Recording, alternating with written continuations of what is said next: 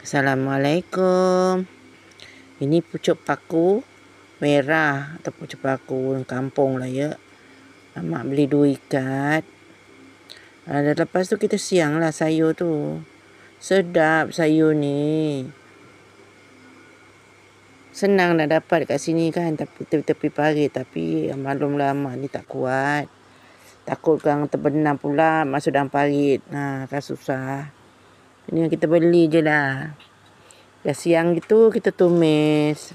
Biasalah bawang putih, bawang merah, cili padi, ikan bilis. Kita tumis gitu je. Tumis kering. Dah sudah tu siapkan pinggan, siapkan nasi. Kita makan. Okeylah gitu aja pun. Assalamualaikum.